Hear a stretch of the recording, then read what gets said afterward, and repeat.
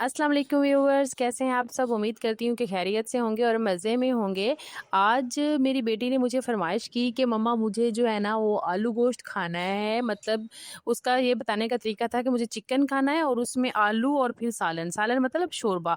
तो मुझे समझ आ गई कि ये आलू गोश्त जो है ना वो इसकी डिमांड है और मैंने कहा चले मैं आज अपनी बेटी की फ़रमाइश पे आलू गोश्त बनाती हूँ। मावां ही ने ਜਿਹੜੀਆਂ ਧੀਆਂ ਦੀਆਂ ਫਰਮਾਇਸ਼ਾਂ ਸੁਣ ਕੇ ਖਿੜ ਜਾਂਦੀਆਂ ਨੇ ਤੇ ਖੁਸ਼ੀ ਨਾਲ ਉਹਨਾਂ ਦੀ ਫਰਮਾਇਸ਼ पूरी करके बड़ी खुशी महसूस करदियां ने कि साडी बेटी दी फरमाइश पूरी हो गई है। चलें जी, मैंने सब कुछ कट कटा के जो डाल दिया हांडी में और इसको रख दिया मैंने अपनी कुकिंग रेंज पे, मतलब अपने आग वाले चूल्हे पे। फिर मैंने थोड़ा लिया क्योंकि उसी के लिए बनाना है सालन और उसी ने सिर्फ आलू गोश्त खाने हैं। चिकन को मैंने अच्छी तरह से धो लिया था, आलू भी धो लिए थे, लेकिन चिकन को मैं बार बार धोती हूँ, पता नहीं मुझे तसल्ली नहीं होती जब तक चिकन को अच्छी तरह से मैं साफ ना कर लूँ। डाला मैंने हांडी में और घुमाई इसमें डोई।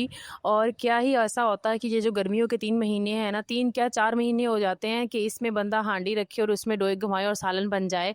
मैं कहती हूँ ये जो है ना ऑप्शन गर्मियों में होना चाहिए था, क्योंकि इतनी ज़्यादा गर्मी है कि सब कुछ बनाने के बाद जब खाना शुरू करने की बारी आती है तो फिर भूख ही खत्म हो जाती है। इतनी गर्मी फील हो रही होती है कि दिल करता है कि मुझे तो भूख है ही नहीं, शायद जबरदस्ती कुछ ना कुछ खाना पड़ता है कि कहीं स्टमक में हीट वगैरह ना हो जाए। सालन बनाते हुए ना ऑयल के छींटे वगैरह जब हांडी में से नीचे गिरते हैं ना तो वो फर्श काफ़ी ख़राब हो रहा है, तो मैंने कहा चले इसका भी कुछ सोल्यूशन निकालते हैं। तकरीबन मेरा रेडी है और मैंने रोटियों के लिए पेड़े वगैरह करके रख लिए हैं पहले ही। हमारी मासी को ज़्यादा जल्दी है, वो कहती है कि मैं अपनी रोटी है ना सिलेंडर पे बना लेती हूँ, मैं इस चूल्हे का वेट नहीं करती। क्या ठीक है, आप अपनी रोटी खुद फिर आज बना लो और जाओ आप सालन रोटी लेके, और मैं अपनी रोटियां जो है ना वो पेड़े कर लेती हूँ और मैं अपनी रोटियां उधर चूल्हे पे ही बनाऊंगी, आग वाले पे, मैं सिलेंडर पे नहीं बना रही। देखें जी, ये हमारे मेहमान है जो गोश्त की खुशबू सूंघ के आ गए हैं और ये अब दूसरों को भी बुलाने के लिए गई हुई, अपने बहन भाइयों को, माँ बाप को, जो भी हैं इसके रिश्तेदार, उनको भी बुला लाएगी कि आज जल्दी से इस घर में कुछ ना कुछ है जो हमारे लायक है। ये देखें, ये अपनी फैमिली को ले आई है और जो प्लान बना रहे हैं कि हम कैसे जो है ना अपना प्लान कामयाब करें। जैसे ही मैं रूम में जाऊंगी ये फौरन से नीचे आ जाएंगी तीनों और से नहीं जाएंगी तब तक जब तक इनको कुछ मिल ना जाए। और स्पेशली मेरी बड़ी बेटी जो है वो लाजमी इनको कुछ ना कुछ देती है। वो ऐसे बात कर रही होती है कि जैसे बिल्लियां इसकी जुबान को समझती है, इसकी बात को समझती हैं। बहुत ज्यादा सेंसिटिव है और उसे बहुत फिक्र होती है कि बिल्लियां जो है ना वो कहीं भूखी ना रह जाए, हम खाना खा रहे हैं तो ये भी खाएं हमारे साथ,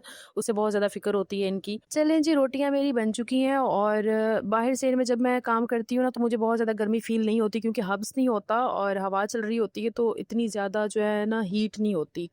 मासी अपनी रोटी बना के गई है ना तो वैसे के वैसे जो आटा है खुश्का जो है वो वैसे ही पड़ा हुआ था चूल्हे पे और मैंने कहा चलें ये भी मैं अब साफ़ कर लूँ, क्योंकि मुझे सुकून नहीं होगा जब तक हर चीज़ जो है वो साफ़ ना हो, मुझे तसल्ली नहीं होती। ਜਿਹੜੀ ਉਹ ਟਾਕੀ ਜਿਹੜੀ ਹਰ ਕਿਚਨ ਦੇ ਵਿੱਚ ਲਾਜ਼ਮ ਵਲਜ਼ੂਮ ਆ, ਜਿਹੜੀ ਬਹੁਤ ਘੱਟ ਸਾਫ਼ ਹੁੰਦੀ ਆ, खैर ਉਹਨੂੰ ਵੀ मैं सोचन दी अजकल बदल लेनी आ। तो मैंने पूरे किचन की अच्छी तरह से सफाई कर ली और उसके बाद जो है ना मैंने कहा चले फ्रेश होके फिर खाना खाऊंगी। और किचन हो गया है मेरा बिल्कुल साफ़, अब मुझे तसल्ली हो गई है। ये देखें कितना नीट और क्लीन लग रहा है, ऐसे लग रहा है जैसे मैंने इस पे कोई काम किया ही नहीं है। उनकी मेंटल सेटिस्फेक्शन होती है कि आपने किचन में काम किया है और उसके बाद सारा काम कंप्लीट होने के बाद आपका किचन नीट और क्लीन होता है, तो ऐसा लगता है कि जैसे हम लोग जो है ना अब बिल्कुल फ्री हैं और मेंटली बहुत सुकून फील होता है।